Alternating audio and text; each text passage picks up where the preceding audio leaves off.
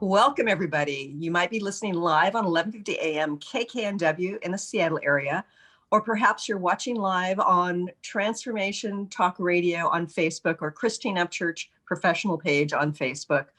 You might be listening after the fact on one of the dozens of podcasts it ends up.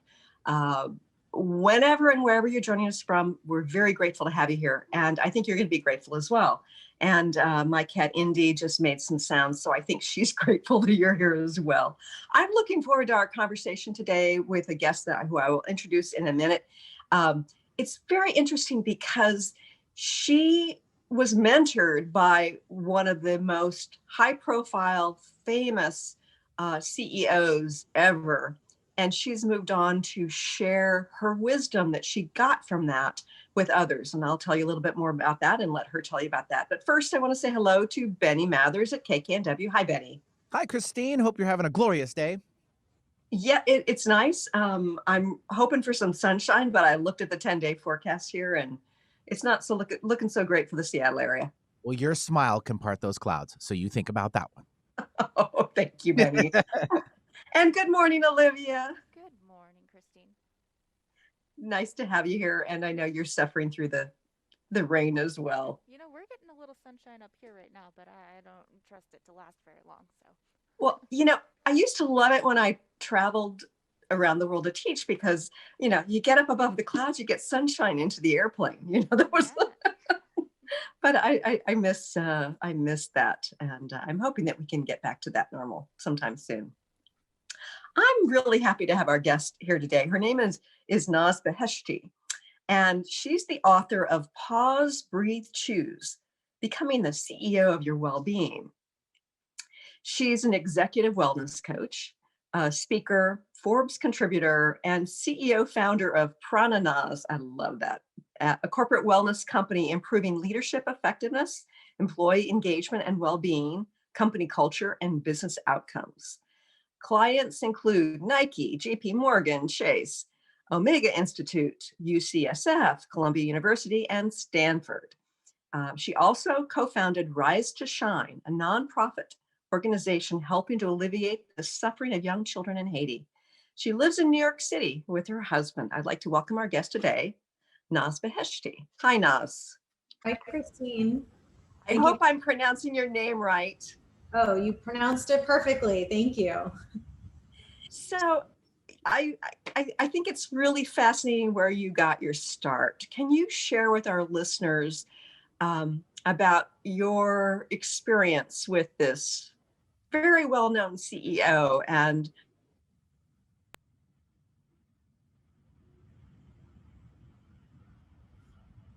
You froze. I did not hear your last part. Sorry. That's quite all right. I wanted you to tell us a little bit about who it was who mentored you so early on and some of the things that you learned from him.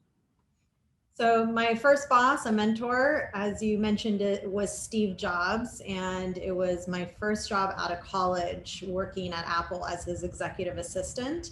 Uh-huh. So I really learned so much from him. Mostly it was him that inspired me to really follow my heart and discover first my passion and my purpose, and then not just discover it, but then pursue it.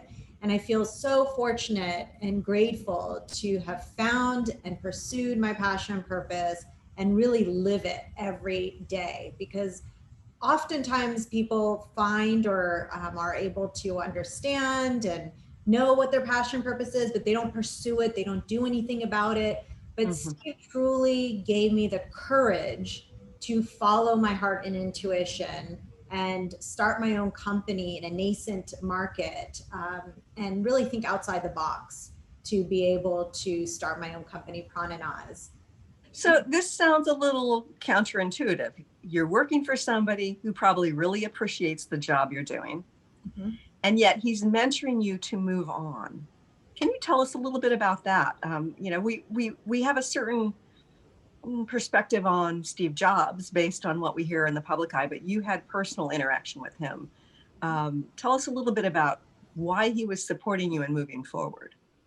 Well, back then I didn't know what my purpose and passion was. So he wasn't actually telling me to move on. It was through his example of leading Apple with so much passion and purpose, and saying all the time that, you know, the way you do great work is to love what you do. And he embodied, you know, how passionate he was for building Apple to be the successful company that it is today.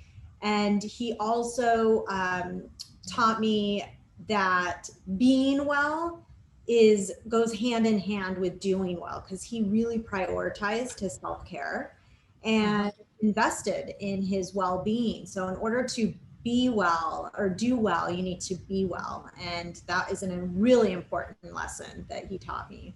And, you know, again, that's another counterintuitive thing for many people who are immersed in the so-called rat race. You know, they think they have to put in more hours. They have to ignore aspects of their lives.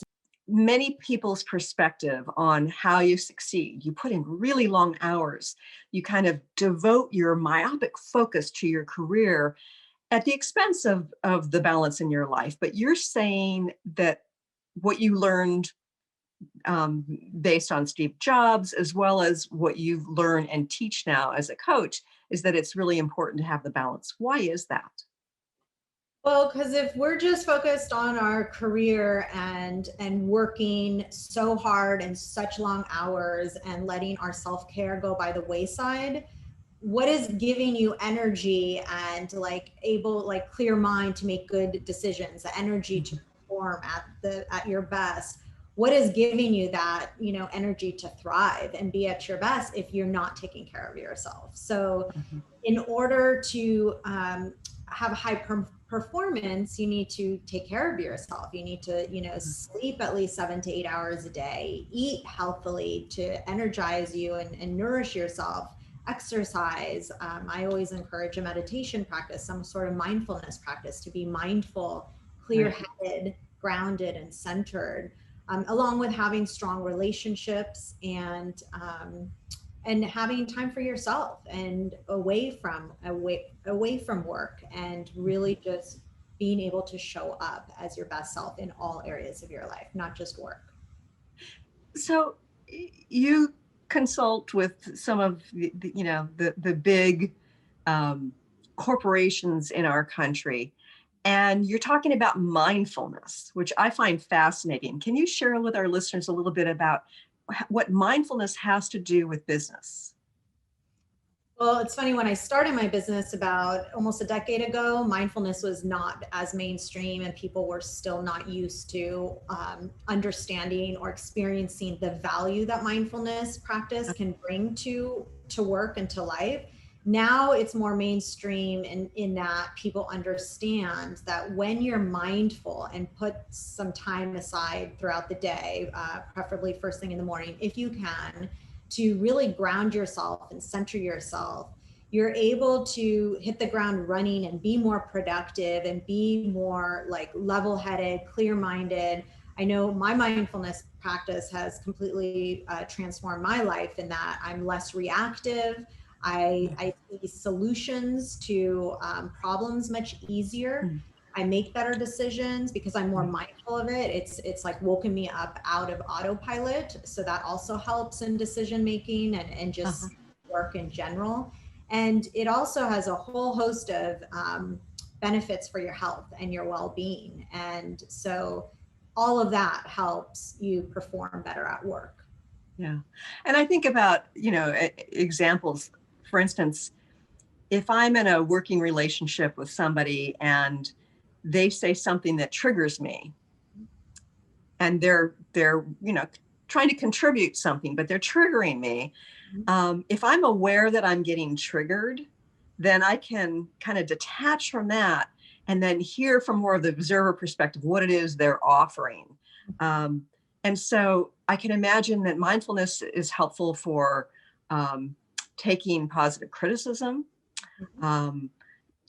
and interacting with business colleagues differently. Absolutely. It truly helps, like, be more, like I said, reactive, right? So rather than reacting to that colleague who's triggering you, you're able to mindfully, like, take a pause, take a breath, and like respond rather than react in a triggered way, because that's counterproductive. You're not going to get much resolution if you're reacting rather than responding wisely. Right. So what does breath have to do with it? Well, breathing, the part of the pause, breathe, choose method allows you to, when you take a mindful breath,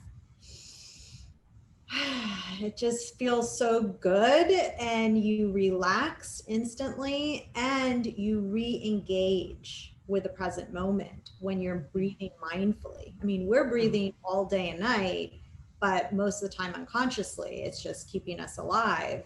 Right. But when we pause to take a mindful breath, we are no longer thinking about the past or the future or building more anxiety or stress. We're focused on our breath. So just breathing alone, just the oxygen going to our brain, helps mitigate the stress and relaxes you. And then that breath better equips you to make a mindful choice, a better choice, because you're present. You're not on autopilot.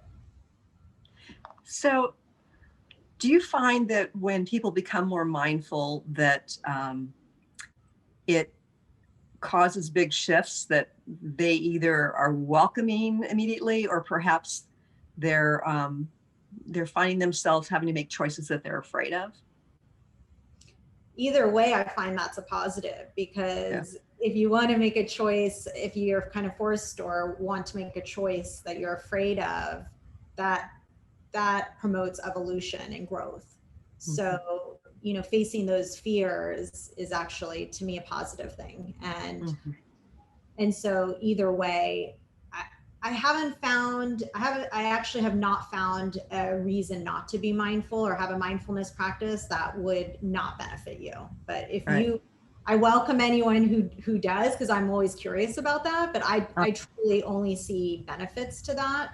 And, if it's going to bring up things from the past, then great, you're dealing with it, right? Then you can move forward instead of it letting it be bottled inside you. Yeah. And I think that, and I speak from past experience, that when we become more mindful, then we have to pay attention to what truly is within us, whether it's how we feel in a relationship or a job, how something isn't satisfying us anymore that will require change. And I think that for many of us, that can be terrifying. Absolutely. I mean, this pandemic alone, having couples be forced to be together 24/7, I have seen with my clients, with friends, family members, I've seen that, unfortunately, things that have been able to be pushed to the side or brushed under the rug for years and years because everyone was going about their day and spending the majority of their time at work, has now come to surface because you're in close proximity all day, every day. And so you become mindful, whether you want to or not, even if you don't have a mindfulness practice, it's in your face. It's hard to avoid, and it surfaces, and then sometimes not for the best. And it ends up, really, people have been realizing, waking up to, wow, this relationship needs work, or this relationship is no longer serving me. And I've actually, unfortunately, had, maybe not unfortunately, maybe it's for the best, everything happens for a reason, but people have been splitting up as a result because people are waking up to realize that they're no longer happy, because it's so in their face now. Everything's coming up. One of the links that you put together in your book that I think is important is this connection between mindfulness and authenticity. Or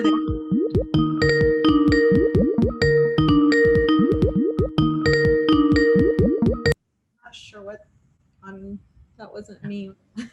I don't think it was me either. Okay. We're still on the air if you want to just keep on going. Sorry about that. I'm not sure either. So we'll look into it.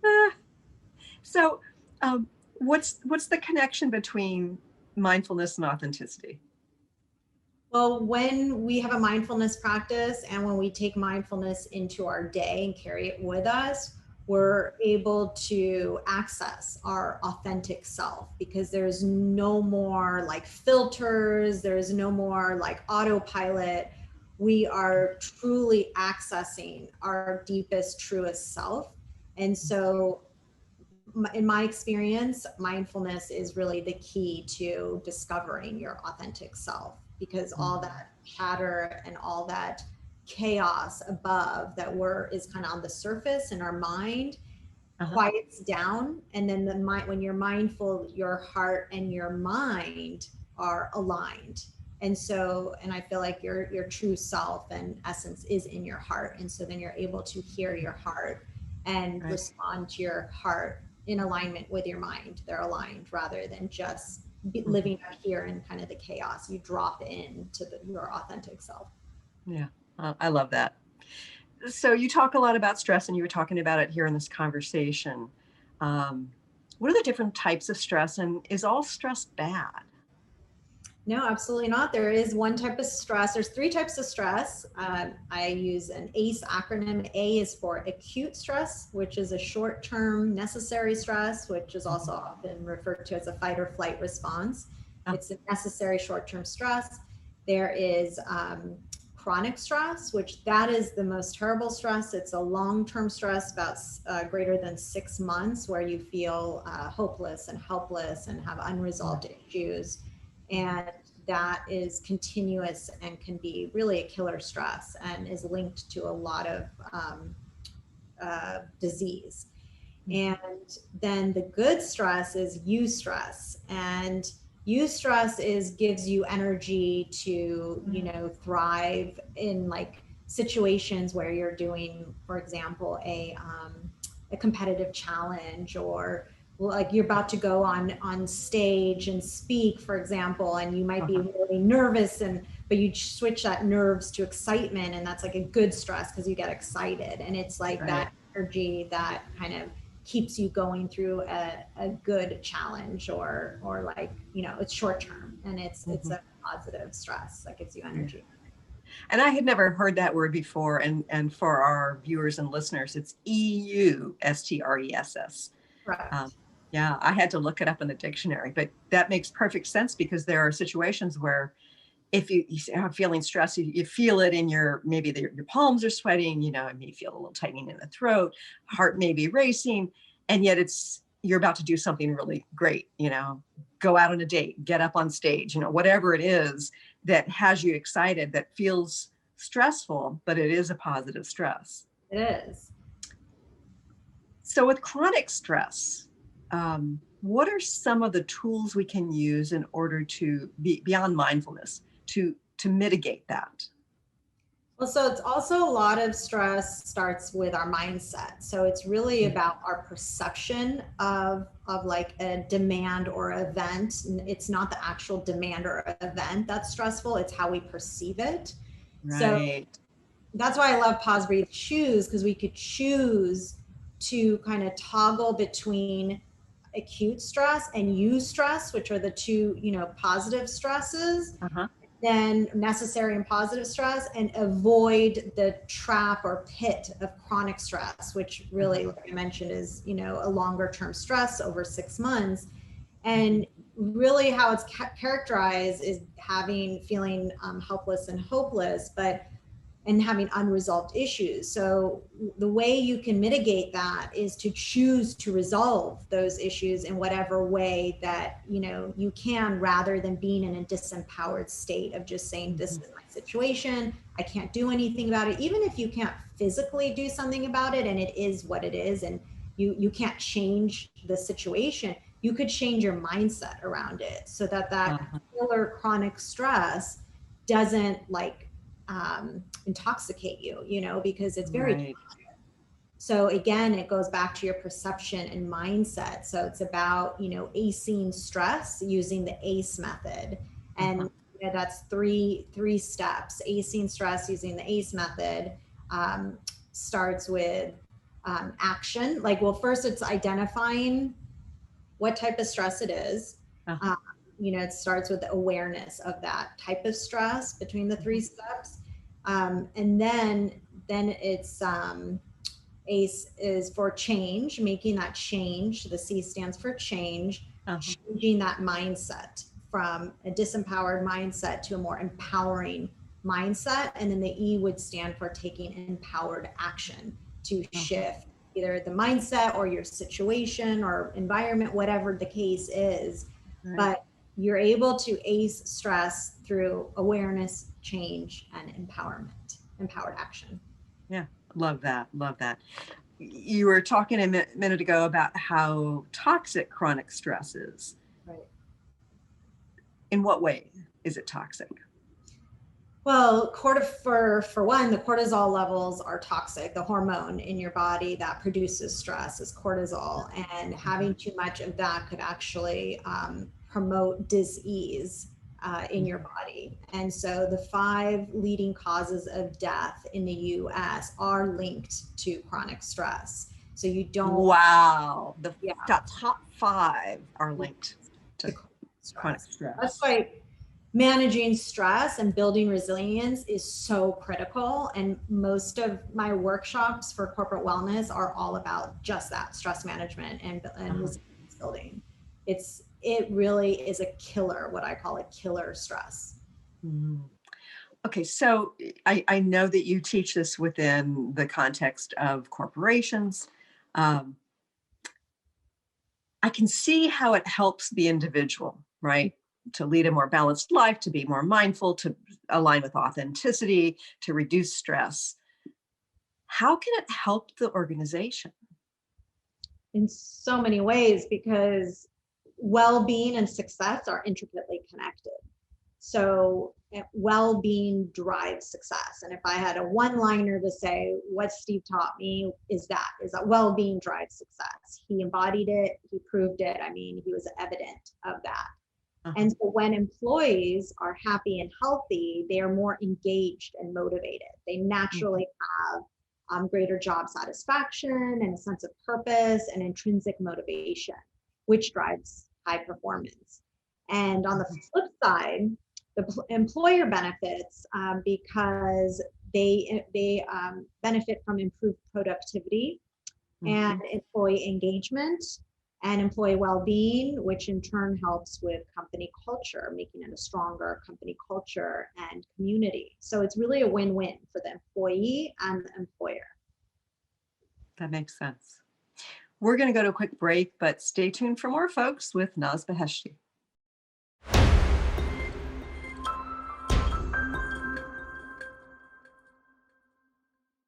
Welcome back to the Christine Upchurch Show here on 1150 AM KKNW, transformationtalkradio.com, and Facebook Live. Folks, you can find us over on my professional page.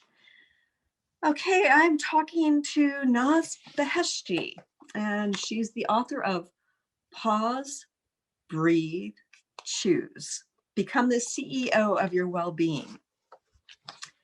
And as I know that we have plenty of listeners who aren't thrilled with their current jobs, or they're happy enough with their job or their career, but they feel like there's this inner yearning, this calling of their soul that is inviting them to move in a different direction. What kind of advice do you have for people who are thinking about changing careers? Well, for the people who are unhappy and don't know where they want to go next, I highly encourage you to take explorative action. And what that means is stepping outside of your comfort zone, the place that you live without fear, stepping outside of it. I know it's a little bit scary, but that's where most growth and knowledge appears, right? Wisdom. You learn more about yourself and your authentic self and what you want and what your purpose is.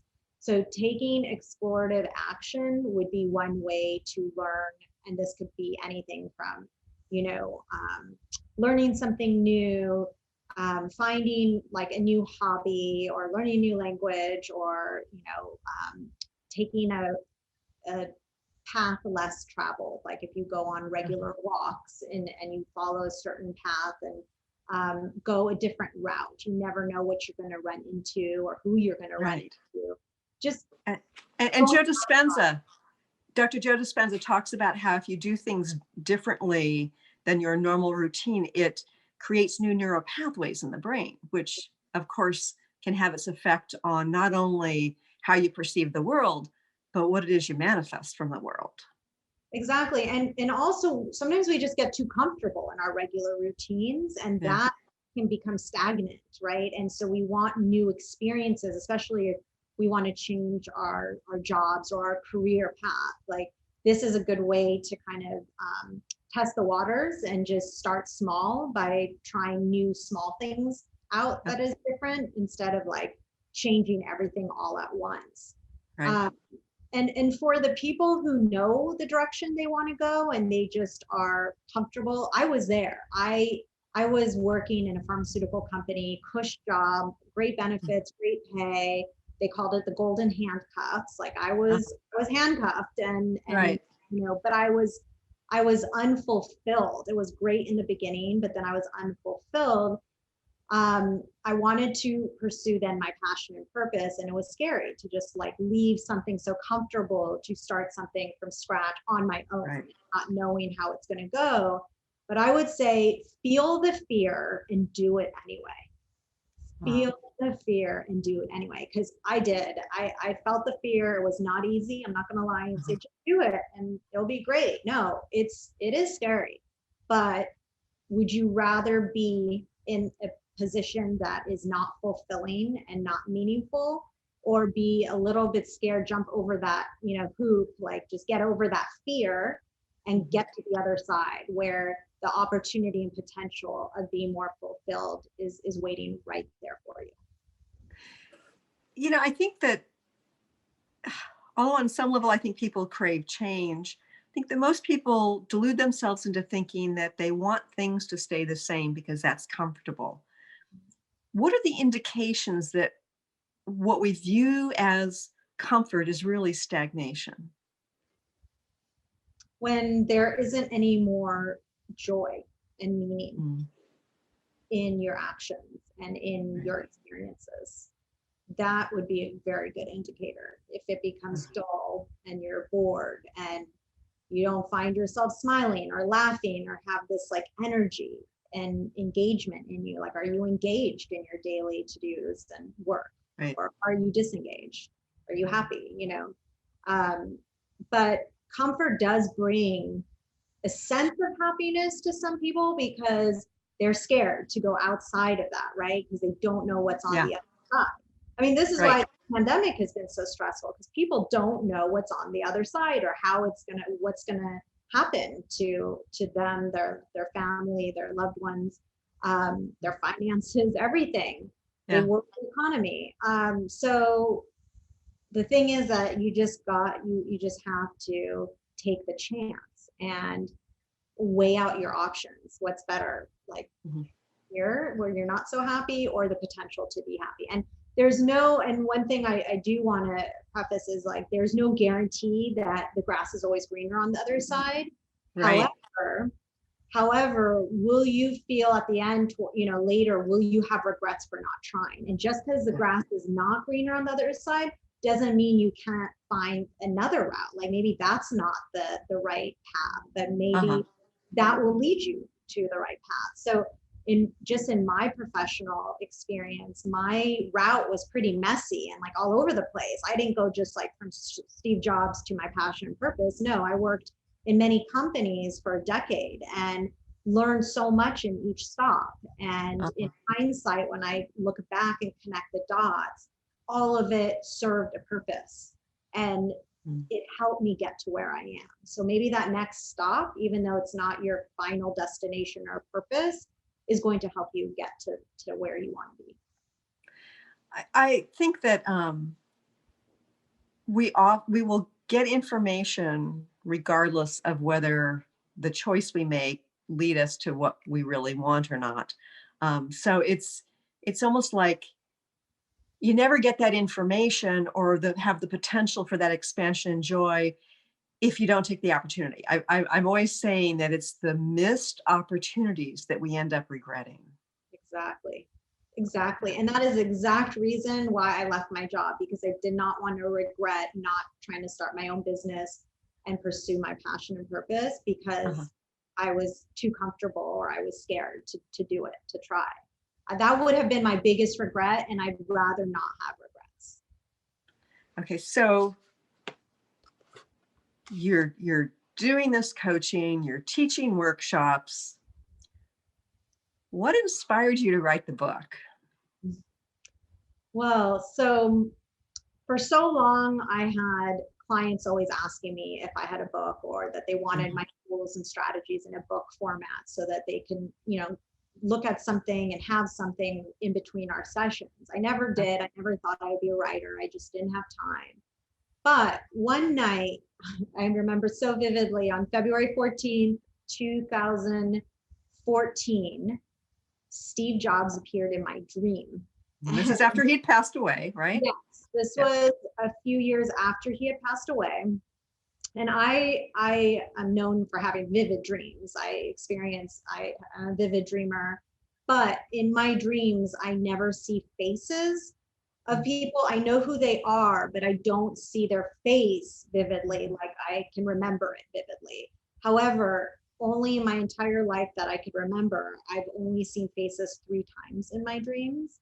And they were of people very dear to me that had recently passed away. And Steve was one of them. So one was my grandfather, who I was very close with, and he had passed. And then my mom's best friend, who we grew up with. So those were the 2 before Steve that had showed up, and I could see their face very vividly. So Steve told me very directly and clearly in my dream that I have to write a book. And I was just shocked to see him out of nowhere. Like it just happened so randomly. And here he is, his face in my dream, saying that I should write a book about how my first job working for him really impacted my life and my career. And so the next day, I couldn't believe it, how I remembered everything so vividly. And I just, those prophetic words, and I started to write immediately after that dream. Great. I love that. So he mentored you, once upon a time, and he continued to mentor you after he passed away. Perfect. It was a big inspiration. And then even the lessons learned, right? When I look back in hindsight about how he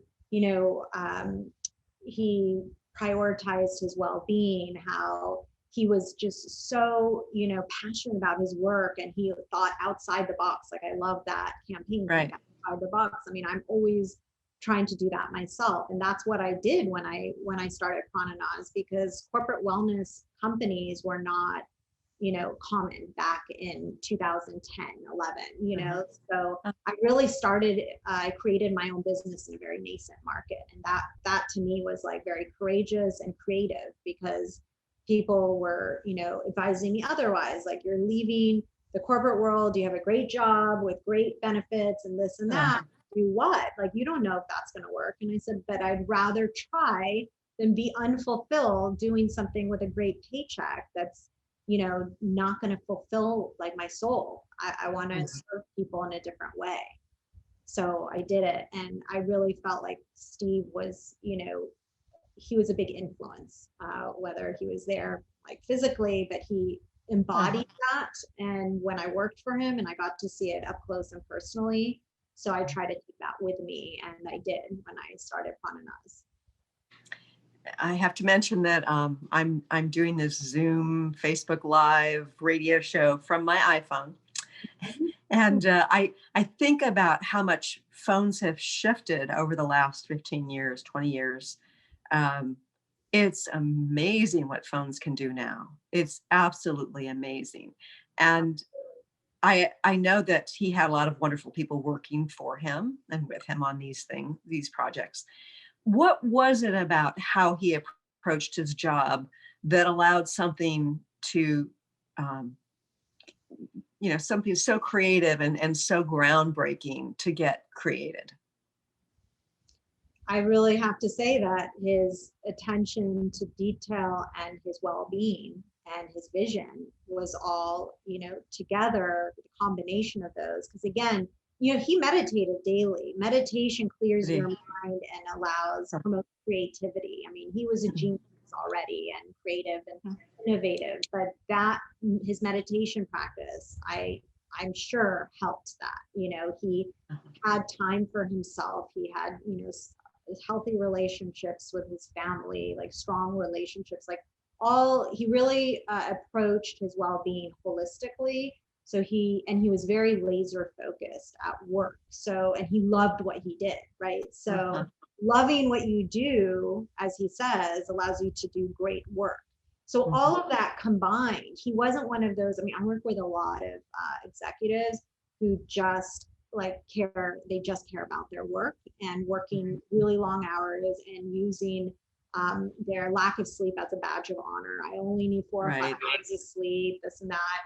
But, imagine if they did get more sleep. Imagine if they meditated. Imagine if they took time to exercise a few times a week and do other things for their well-being, connect with their loved ones. Imagine what more they could do. I think Steve had cracked the code back then when meditation wasn't, common, and, self-care and corporate wellness, those weren't like common terms you heard back then, but he knew that taking care of himself would make him a better leader and innovative. So one of the things you talk about in your book is the importance of play. Why is that? That's something I learned also from Steve. He played at work with his prototypes. He loved, again, loving what you do is really helps be carefree and creative and have fun while you're doing it. So then more solutions and things you would not normally see are able to flourish, right? It promotes that creativity. And playing is, I mean, for the most part, just fun, right? We want to have fun. But not everybody does have fun with play. They are so stuck on work. I need to be productive. I don't have time for play. And so in my book and in my practice, I say to allocate play and recovery time. Play is another type of recovery, but more active, right? You're having fun. Recovery is more sleep and resting and, relaxing, but play is another type where we are so focused and our attention and focus is so structured at work or doing other things when it's tied to an outcome of a specific goal. But when we play or when we're recovering, we're just being our true authentic self and in the moment, and there's no attachment to a specific outcome that's a goal. We're playing to have fun, I've always found it fascinating that whenever I go on vacation, something shifts in my business. Maybe suddenly I manifest something that I didn't expect, or I'll get an insight that will shift the direction I'm going in one way or another. And I remember my previous assistant, she said, "You should go on vacation more often." Exactly. We all should. It's so we should. For that reason, you come back rejuvenated, energized.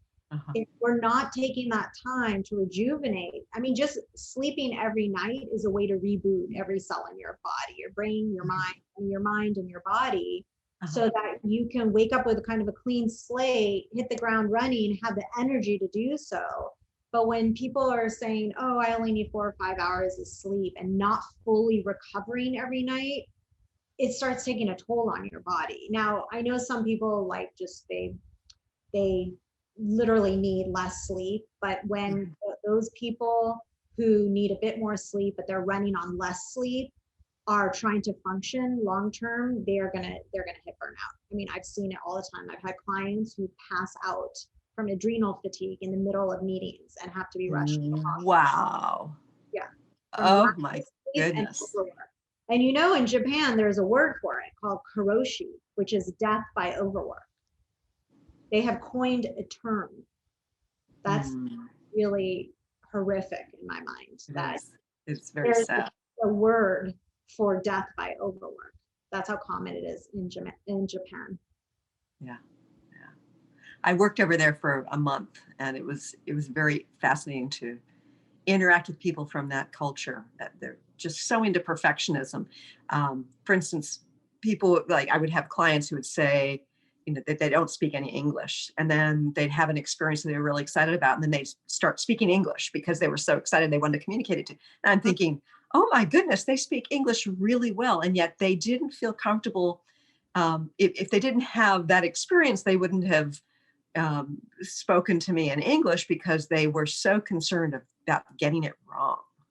Yeah, they have that filter and inhibitions up, right? When they so excited, they just want to share. That's their authentic self coming out. Like, I don't care what I sound like. I'm so happy right now. I just want to share, Yeah, exactly.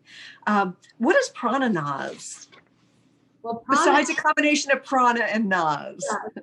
Well, prana is one of my favorite words that I learned in yoga, which is Sanskrit for vital life, and also breath and energy, vital energy, breath. And so to me, that is everything. When prana runs through all of us, and it is really about helps you thrive. Like, without prana, you're dead, right? Without breath, without that vital energy. And so it flows through every person and being. However, that prana can get blocked by, insecurities, fears, stress, fatigue, all of that. So when we keep our prana flowing freely, we're taking care of ourselves, we're able to show up energized and engaged and healthy in every aspect of our life. So prana to me is life. I mean, it is life force. And Naz is my name. So combining those two, first of all, I try to embody prana and, flowing prana. And I just think that optimizing your prana is so important in terms of living your best life and showing up as your best. Right. And I call that vibrant living. And I from an energetic perspective, I see that as having plenty of light flowing freely through the body and through the energy fields, so that you're open to all of life, that you're good at manifesting, you're open to the flow. And when somebody says, oh, that person's so full of light, on some level, they truly are. That vibrancy, that prana is very evident. You know it when you see it or feel it, Exactly.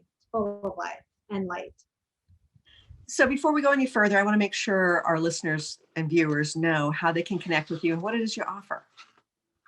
You can connect with me through my corporate wellness site, prananaz.com, prananaz.com, for corporate wellness programs and executive coaching. And also my personal website where you can find my book is nazbeheshti.com, nazbeheshti.com. And my book is available on Amazon, Barnes and Nobles, all the major retailers. And also on social media, on all the major social media sites as Naz Beheshti, and also Naz Beheshti Speaker on Facebook. Yeah, and Naz Beheshti is, is a little complicated to spell, but there's only going to be one of you out there. Actually, more Naz's than I thought, but yes, Naz Beheshti is, I think there's just one as of now. There is one other that's spelled a little bit differently, because my full name is Nazanin, and there is a Nazanin Beheshti who actually I know who's on also Facebook. So oh my goodness, also not related. So it's interesting. Oh, that's really interesting.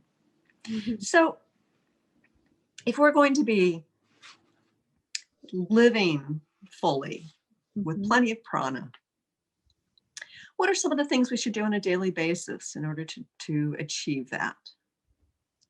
Well, first I would say to do what you love to do, whatever that means for you. But exercising, movement is really important to, get your endorphins going. And when you're in a state of any type of state that you don't want to be, the easiest way to shift that state is to move your body, even if it's not like a full exercise routine or like hours. Just a few minutes of movement would just do wonders.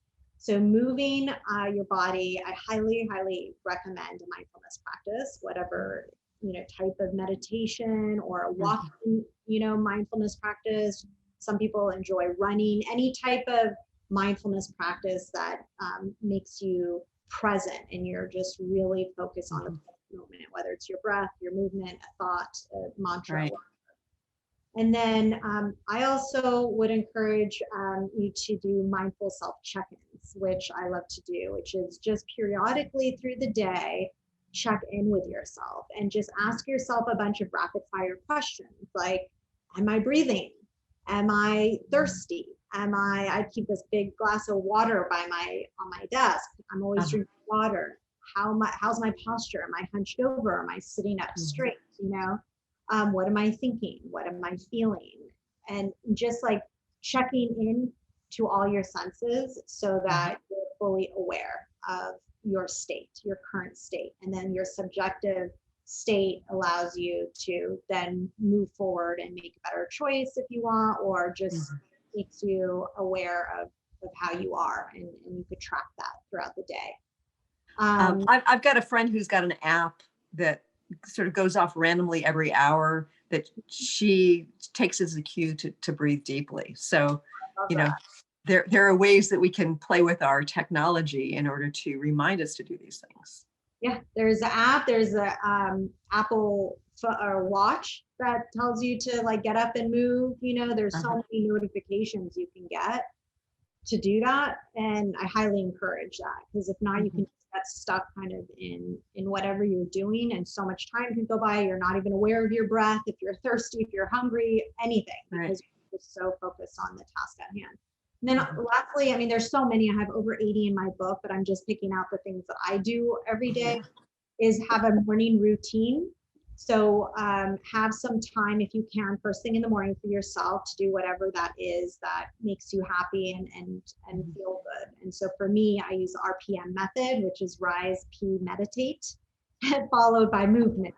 So I do that every single day, and I just feel amazing, because no matter what happens after that in the day, good, bad, whatever it is, I feel good that I started my day the way I wanted to, instead of just reacting to my emails and having my calendar kind of run me. I run my day. I take charge of my day.